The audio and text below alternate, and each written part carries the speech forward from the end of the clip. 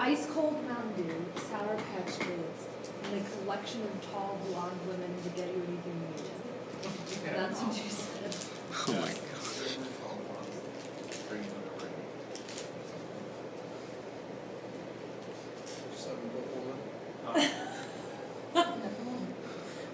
Yeah, the Nephilim.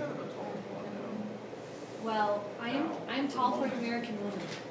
I'm 4 inches taller than average. What's that? Gosh. 5'4". Is it? Wow. Yeah, I always thought 5'4" was so short. Wait, is that world average or US? US average. Yep. So when Athens like, oh, I'm so short, she's 5'3" and a half. I'm like, oh, you're pretty average.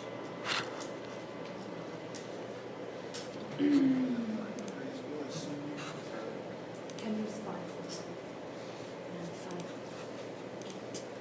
And 5'. What are their names?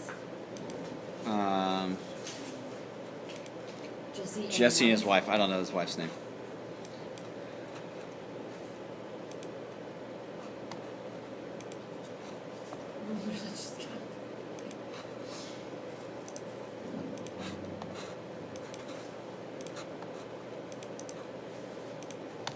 Matt, I think we need to ask about these mock videos. Yeah. The counselor, does he know what they're coming with? No. Okay, but they do. Yeah, the counselor doesn't know. He just the first like session and stuff. He gets like information like right before, kind of like it would be in a real video, like a real case. Excuse me. Right. Okay.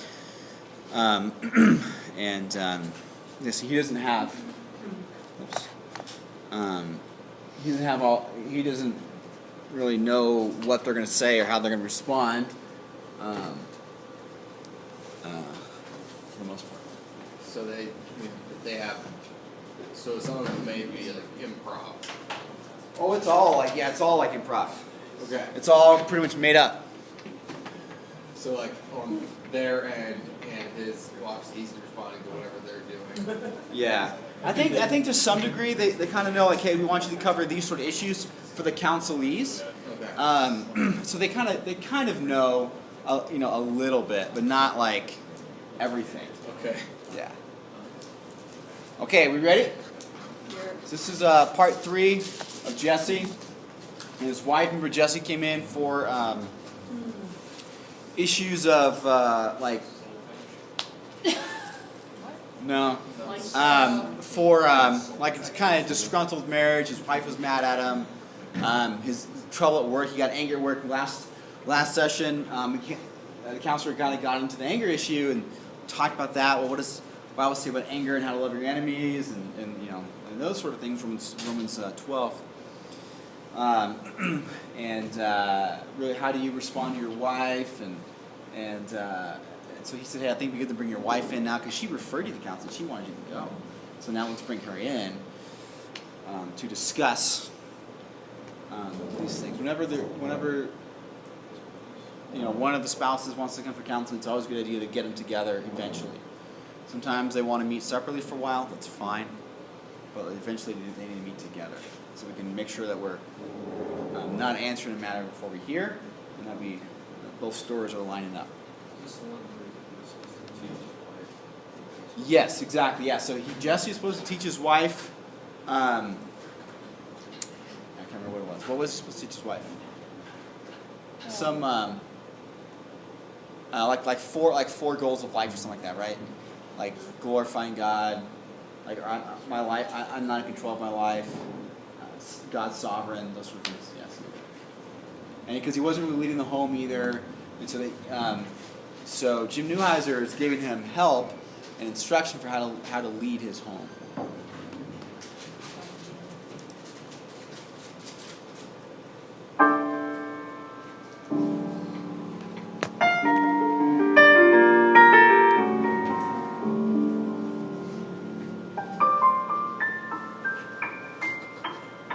Oh, real quick.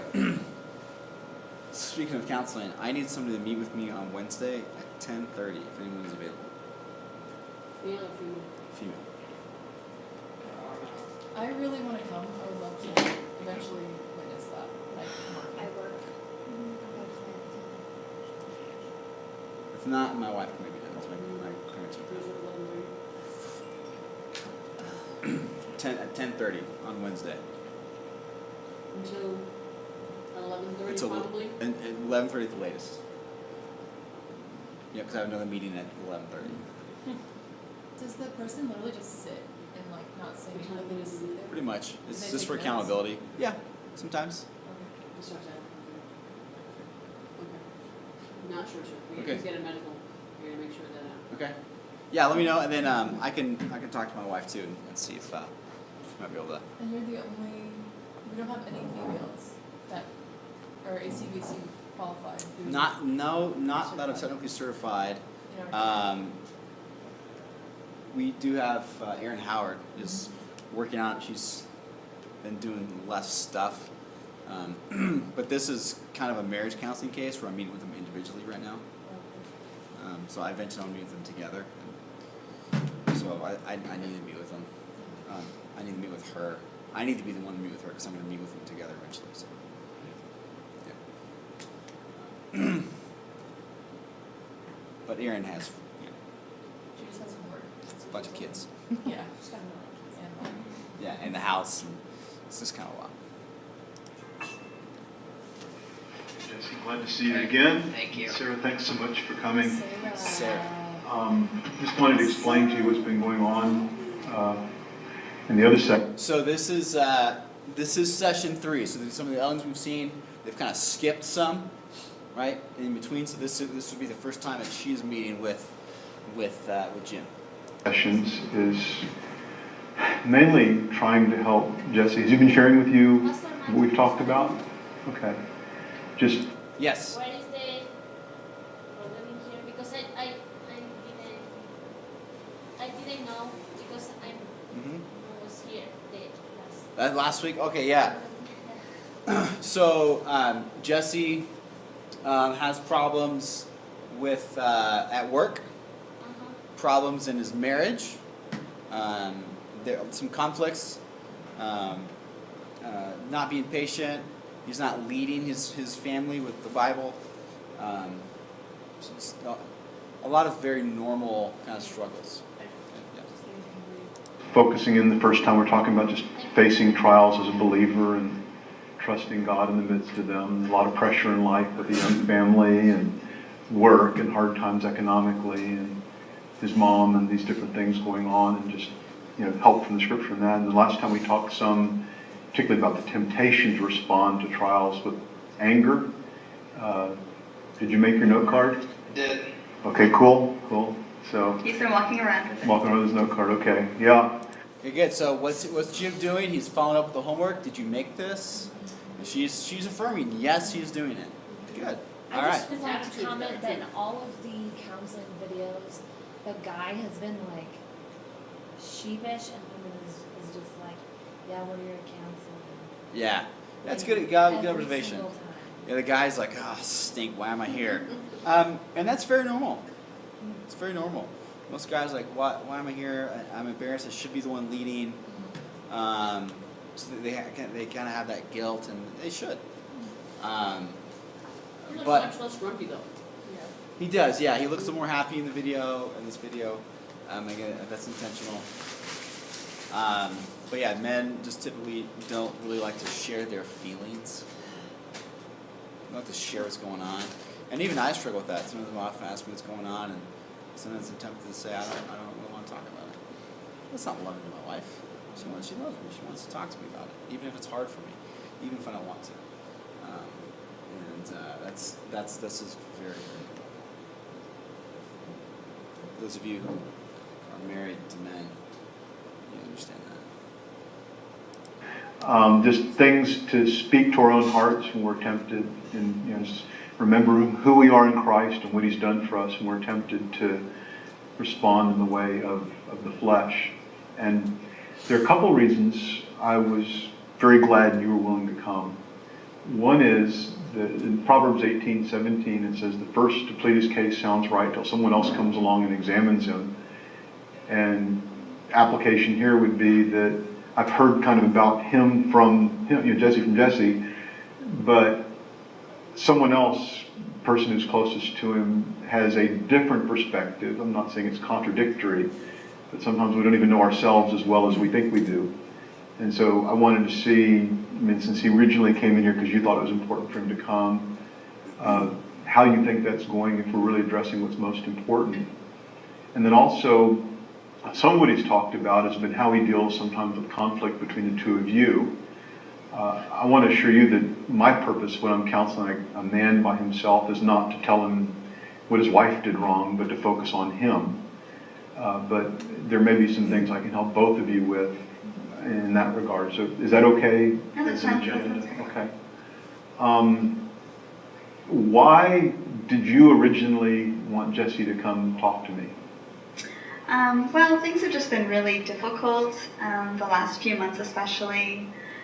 He's been really stressed out, really struggling with a lot of things. I know with his mom, with work, just everything's just been building up, and we've been trying to talk through things, and I've been trying to help him and talk through the issues with him, but it just sometimes seems to be getting worse.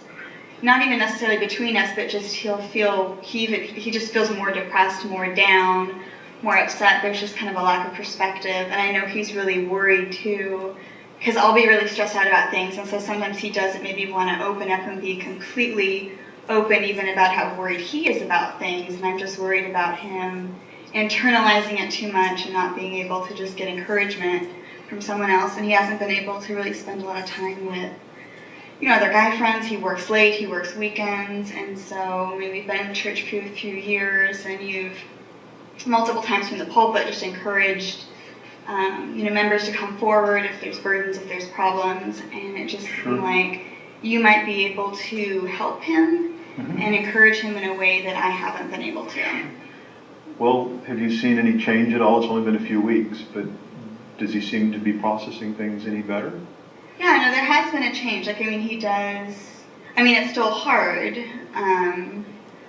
but there has been more of it. Even when the old things that used to be problems, whether it was conflict over dinner being late or him having to work late or just financial stuff, even though sometimes the same things will happen, like he'll feel bad and immediately be able to identify more like what's going on. And I just see more of an effort, and I think knowing he's going to be coming and talking to you too does seems to really motivate him to keep trying and really, I see him working. Yeah, I've been really encouraged by our time together. He's really paid attention, and he's gotten the concepts very quickly. And so it's been very enjoyable for me to meet with him and to see what the Lord is doing in his life. When you see him, like you say at home, you say sometimes he seems depressed. How does that manifest itself that you think he feels depressed? Just get really quiet. Usually just getting quiet, or if I will bring up an issue or bring up anything related to finances or even just our schedule and how busy he is and wanting to spend more time together, or wanting to have more family time, he'll get really defensive and make a lot of excuses about it and everything, that like how we can't help it. And there's just a lot of defensiveness and a kind of irritation, and then he'll just get really quiet and won't talk to me anymore. Okay, so just kind of withdraws when he feels the pressure. Yeah. Okay. Well, Jesse, have you sensed things you've been doing better at home and in your relation to the Lord? Yeah, I guess there's right in some of the stuff in that, like, I feel like I catch stuff, but it's always like it's too late, or it's on the tail end, or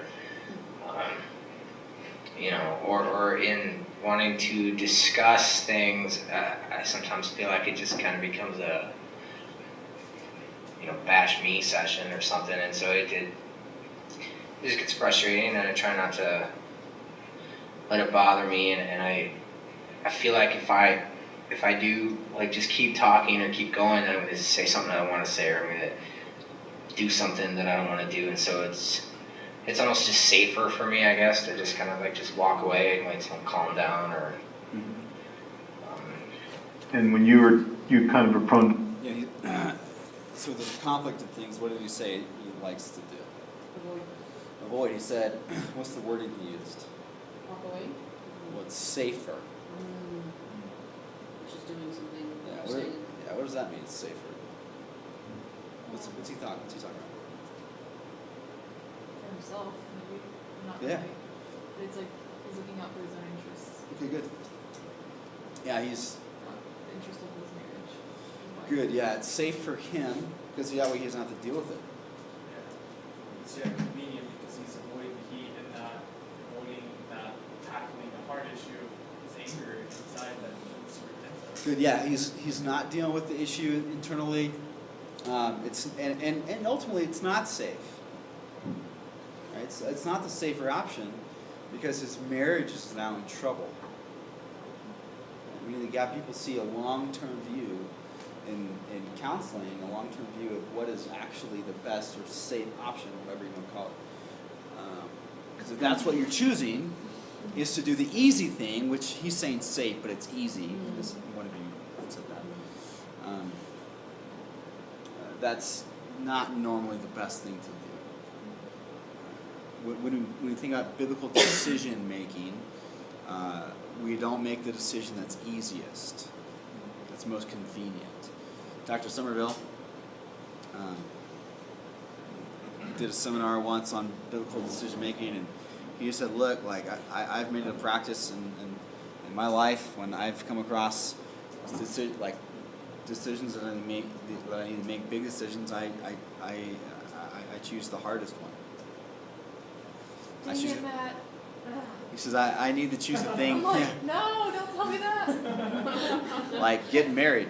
Stay single or get married. You get married. That's the harder thing. Right? He said, look, I had an opportunity to go plant a church, or I could stay at my current church. He said, I knew planting a church would be hard, so that's what I chose. He's like, then I got the call to become a professor of masters. He's like, I could have just stayed at my church after 25 years. He's like, things are going great. He's like, but I knew teaching to hundreds of students every year would be very, very difficult. But he's like, but I knew that would probably be what God wanted me to do at that moment.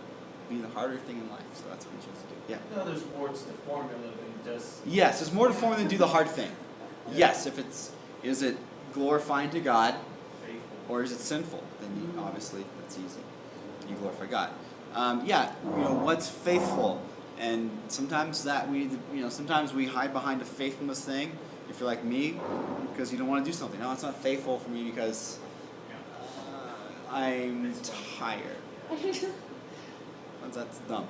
I was talking to Micaiah and Ellie today. Their last premarital counseling session. We're talking about time management together. So your first year together is crucial to lay some of those foundations. In marriage, yes, you need to serve. You can't just not serve, and they knew that. They weren't trying to get away from serving. But there's some changes that might need to be made, and that's fine. That's appropriate. That's probably the most faithful thing to do in those time periods. And so, yeah, decision making sometimes isn't the easy or safe thing, like old Jesse is making, because look at where it's led him in his life. If you look at a lot of issues that sins in your life or conflicts in your life, how do they start? By easy decisions, not doing the hard, necessary thing. I haven't seen the other video of this one, so I don't know the situation. Oh. But if I were like counseling a couple, which I would be counseling a couple, You could. and the husband was using terminology like, oh, the safer thing is for me to just, like, just based on my history with my family, I would ask more questions about that, because like with my dad, he would say like the safer thing is just for everybody to shut up and listen and just let me say what I have to say, because then I won't get mad and then I won't explode and break something or whatever.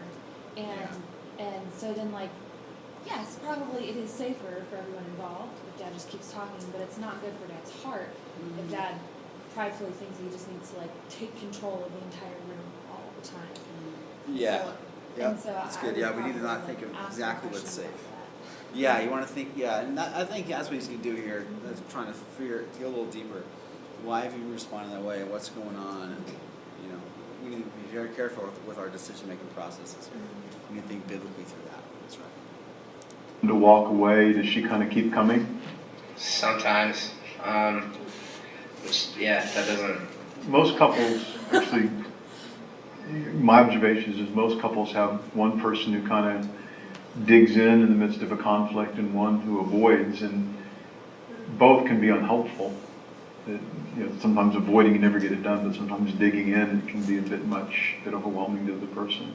So I mean, that what do you think the pattern is sometimes with y'all? Well, sometimes I mean I don't necessarily want to avoid like the issue, but I just feel myself getting so angry, and even I'm trying to think rightly about it, but it doesn't stop. You find the feelings of anger coming. Yeah, and it's just I feel like it's better for me to just walk away from the situation until I am calm enough to deal with it. Uh-huh. But then either she's trying to push me on it or chase me, or not chase me, but like, Right. or Yeah. it like she gets hurt by the fact that I'm trying to just keep my distance, and then I just feel like that makes it worse, and then things spiral. And Yeah. Well, I think there can be some truth. We talked about last time that James says we should be quick to listen, slow to speak, slow to anger. And I think one of the wisest things we can do sometimes is if you feel angry, realizing that anger can be very dangerous and you can say hurtful things. Like Jesus, we talked in Matthew 5, how Jesus says, if you're angry with your brother in your heart or you call him a name, it's like murder. And so I think it can be appropriate in terms of just self-control. If you know you're angry, to being slow to speak and slow to anger may mean I need a few minutes alone so I can pray and think about, read my card, read the scriptures, and then come back and be constructive and have a good conversation. So how long should that take? Not very long. Yeah, you said a few minutes. 2 minutes. Yeah, a few minutes. Days. Read the You Bible. already know that you're, like basically sinning with your heart at that Yeah. point. A lot of times people avoid, they'll go to their phone, social media, entertainment, they want to walk, they want to hike. I don't think it's best. I think we need, like that counsel I've given to many people, but I've also said this, and I don't know how he's going to respond. But I've said, look, that can be necessary at times, but you need to get over that. You need to get to a place where you don't need to walk away because you're mad and you're afraid you're going to blow up. Like you don't want to be there. You don't want to stay there. You want to mature out of that, because that's like a toddler throwing a tantrum. JB. Right? So that can be a helpful thing. It's just sometimes, I guess, let me give you an example. If the two of you are having a discussion and you go off by yourself for a while, what do? Do you go read the scriptures and pray? well, I mean I try to just process like what I'm feeling and what's going on, but then like I'm having a card, and so I look at that and I'm trying to think about, get off the issue or whatever it is that's making me upset and go back to That's good. gospel, but Well, that's got to be a change. I don't think you were doing that a month ago. no, but it's, I don't feel like I'm batting 1,000 either, Well, until you're in heaven, you won't be.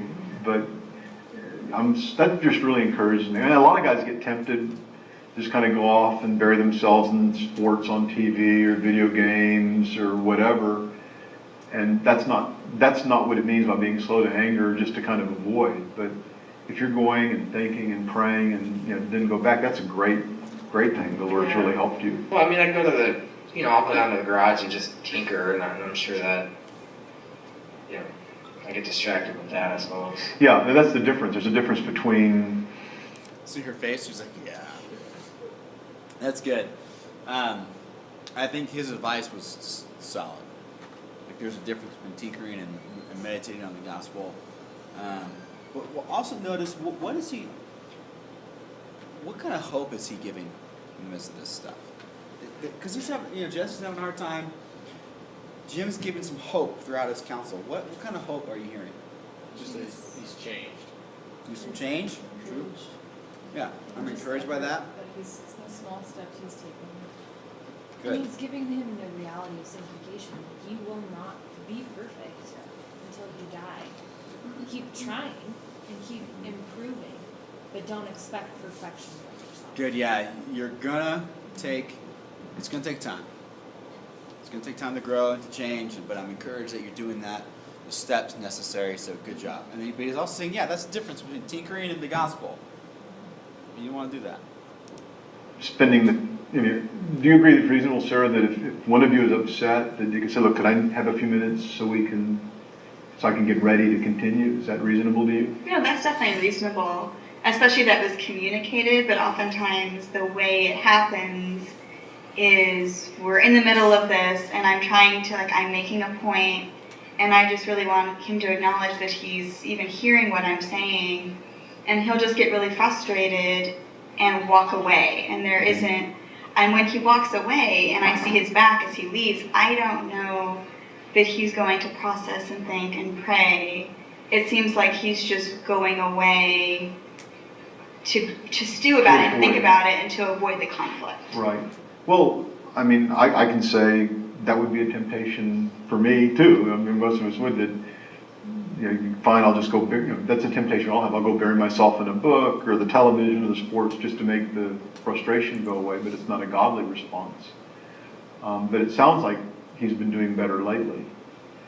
One thing we'll encourage couples to do sometimes is just to have kind of like some people have timeouts as part of how they deal with their kids. I don't want to go into that now, but I think that sometimes a timeout can be a good thing in communication if you sense that, boy, I see I'm in the flesh.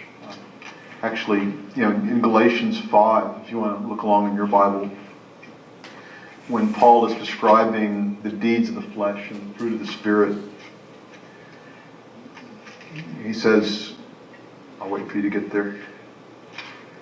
In verse 16, he says, walk by the Spirit, and you will not carry out the desire of the flesh. And even for a believer, we can be tempted to go back to living like our old nature, like we talked about last time as well.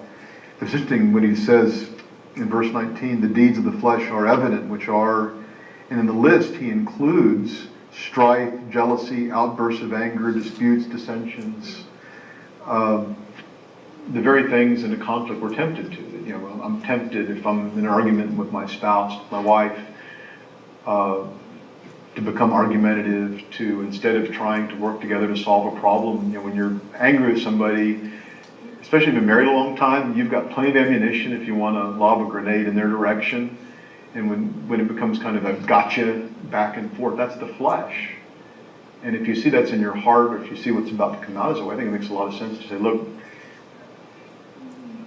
we need some time to make sure we're both in the Spirit and characterized by love, joy, peace, patience, all the fruit of the Spirit. So that makes sense to say, can we take a break? But then the break isn't to go watch TV or check your email or do Facebook. It's actually, I need to just go make sure I'm right with God so that I can come show love to you and work on this to solve it together. And again, that's key. Many couples and many people to just distract themselves with their phones in the midst of conflict, but it doesn't ever help. It doesn't ever change them. It just makes them more irritated or they forget. Stalls things, yeah. So he's like, and he's It's just that worldly, and you're functioning God, I guess, at that point. Mhm. And it could be anything. Yeah. Yep. Yeah, it can be anything. It doesn't. Yeah, sports, entertainment, media, social media, alcohol, hunting, Sleeping. riding a horse. That's good. Yeah, sleeping. Yeah, sleeping, not sleeping. Many guys will go to sleep after their wives, which gets them into trouble initially, looking at stuff that shouldn't be. But also, it oftentimes not going to bed with your spouse can create some other tension in the marriage too. That's unnecessary, but that could be part of the avoiding. I don't want to. If I lay down, or I can talk. I don't want to do that. It's going to cause more problems, more conflicts. Deal with it. That's life. Come on. Anyway. Yeah, I don't know, I just feel like sometimes that Sorry. I fear that it's not gonna go anywhere. You know, if I go and I cool off, whatever, I feel like if I came back and tried to reintroduce the topic or the situation, that it's just gonna get inflamed again, and it's not gonna, it'll just be this cycle. It's like, try to talk about something, get angry, go cool off. Try to talk about it again, get angry, go cool off. Right. Well, there's a difference between cooling off and being in the Spirit. That an angry person who's an unbeliever, if you Yeah. give him some time, he'll cool off. Just like if you make metal really hot and you give it time, it'll cool off. But his nature hasn't changed. And